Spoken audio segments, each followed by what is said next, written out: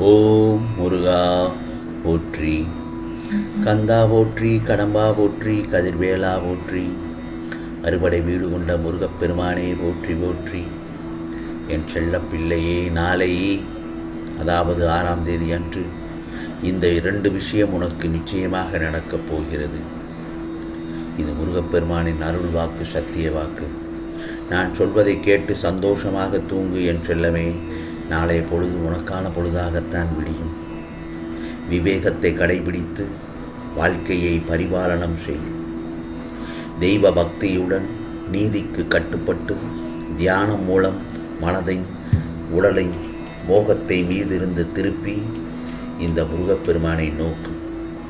காட்டு தீவோல் கொழிந்து விட்டெறியும் மனதை சாந்தமாக்கு.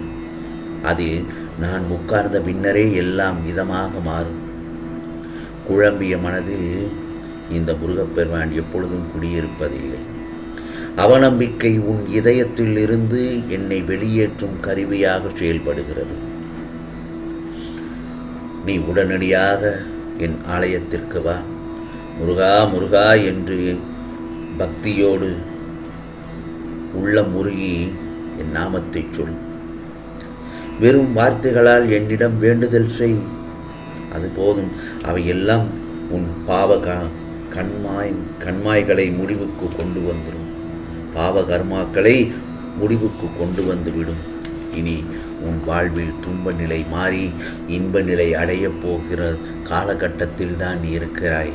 ஆம் செல்லமே, நாளை நிச்சயமாக நான் சொல்வது உனக்கான 2 விஷயம் நிச்சயமாக நடக்கும். ஆம், நீ பட்ட கஷ்டங்களை மறக்கத்தான் போகிறாய். வாழ்க்கையில் இன்பமாக தோன்றும் எதுவும் இன்பம் அல்ல. வாழ்க்கையில் தோன்றும் இன்பமாக எந்த ஒரு நிகழ்வுகளும் எதுவும் இன்பமல்ல. பாலைவனத்தில் நீ நடக்கும்போது களைப்பை போக்கி தற்காலிகமாக நிழல் தரும் சோலைதான் இன்பம். துன்பமும் அத்தகையதுதான். தற்காலிக நிகழ்வாக உன்னை கொடுமைப்படுத்துவது போன்று இருக்கும். சுகமும் துக்கமும் மனோபாவத்தை பொறுத்த விஷயங்கள். தீமையை சகித்துக்கொள். பிறவியின் பாவக்கணக்கை ஒவ்வொன்றாக கழிக்கப்படுகிறது என்பதை எண்ணி கொடுமையாளர்களை போற்றும். ஏனென்றால் அவர்களே உன்னை போற்றும் வகையில் உன் நிலையை மாற்றியமைப்பேன். என் செல்ல பிள்ளையின் கரத்தை பலப்படுத்துவேன். நம்பிக்கையோடு காத்திரு. அதிர்ஷ்டம் என்பது யார் வருவார்கள்? என்னை இனி காக்க என இருக்கும் பட்சத்தில் ஆறுதலாக இந்த முருகப்பெருமான் நான் இருக்கிறேன் என வந்து எட்டி பூக்கும் ஒவ்வொரு வார்த்தைகளும் அதிர்ஷ்டம்தானே உனக்கு. ஒருவரது வெற்றிக்கு பின்னால் இருக்கும் விடாமுயற்சி, திறமைகள், துன்பங்கள், அவமானங்கள் அனைத்துமே அதிர்ஷ்டம் என்ற ஒரு சொல்லால் மறைக்கப்பட்டு விடுகிறதல்லவா? ஆனால் உண்மையான அன்பு அதிர்ஷ்டம் உள்ளவர்களுக்கு மட்டுமே கிடைக்கும். உண்மையான அன்பு யாருக்கு கிடைக்கும்? அதிர்ஷ்டம் உள்ளவர்களுக்கு மட்டுமே கிடைக்கும். எப்போதும் ஜெயிக்கும் உன் தன்னம்பிக்கையே உனக்கு அதிர்ஷ்டம்தானே. இனி உன் வாழ்வில் உனக்கு அதிர்ஷ்டத்திற்கு மேல் அதிர்ஷ்டம் உனக்காக நடக்கப் போகிறது. இனி நல்லதுதான் நடக்கப் போகும். நல்லது மட்டும்தான் உனக்கு நடத்தி வைப்பேன். ஆம் செல்லமே. பிறகு உன்னுடைய தடைகள் அனைத்தையும் இந்த முருகப்பெருமான் வெற்றி படிகளாக மாற்றித் தருவேன்.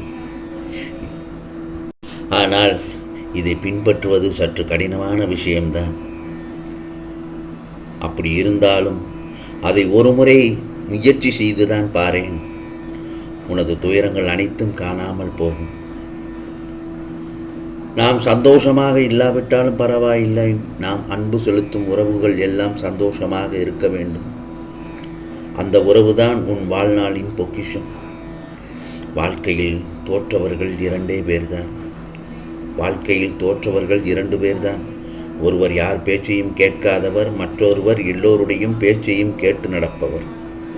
நமக்குள் உள்ள உயிரே நமக்கு சொந்தமே இல்லாத போது இடையில் வரும் உறவுகள் நிலைப்பது என்பது முட்டாள்தனம்தானே.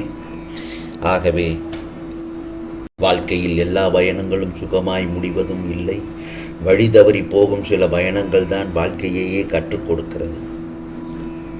அது பிறரை பற்றி அறிந்து கொள்ளவும் வேண்டாம், உன்னை பற்றி பிறருடன் பகிர்ந்து கொள்ளவும் வேண்டாம். இரண்டுமே உன் நிம்மதியை கெடுத்துவிடும் என்று நான் சொல்வதை மறந்து விடாதே. நாம் சில பேருக்கு எவ்வளவு நன்மைகள் செய்திருந்தாலும் இறுதியில் இந்த சுயநல உலகம் உன்னை பார்த்து கேட்கும் ஒரே கேள்வி என்ன தெரியுமா? நீ எனக்காக என்ன செய்தாய் என்றுதான். இதெல்லாம் மனதில் வைத்துக்கொள். நான் சொல்வது உனக்கு சில நேரங்களில் உதவியாகவும் உபயோகமாகவும் இருக்கும்.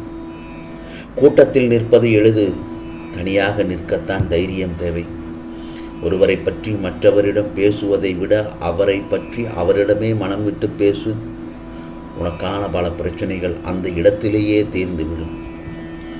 வாழ்க்கை குறுகியது, அதை சிறப்பாகவும் மகிழ்ச்சியாகவும் வாழ கற்றுக்கொள். இன்னொன்று சொல்லட்டுமா? கோபம் தேவையில்லாதது, அதை முதலில் தூக்கி ஏறி. பயம் அதைவிட மோசமானது, அதனை தைரியமாக எதிர்கொள். நினைவுகள் இனிமையானவை, அதை ரசி. ஆரம்பத்தில் காட்டப்படும் அன்பு பாசம் எல்லாம் கடைசி வரை வரும் என்று நம்பினால் இந்த பிரபஞ்சத்தில் மிகப்பெரிய முட்டாள்தனம் வேறு எதுவுமே இல்லை. அதே போலத்தான் அடுத்தவர் மீது பழி போடுவது மிகவும் சுலபம். அடுத்தவர் மீது பழி போடுவது மிகவும் சுலபம். ஆனால் அதே பழியை நீ சுமக்கும் போதுதான் அடுத்தவரின் வலி என்ன என்று உனக்கு தெரிய வரும். பொய்யை சொல்லி 1000 உறவுகளை தக்க வைப்பதை விட உண்மையை சொல்லி தனிமரமாக இருப்பதே மேல்தானே.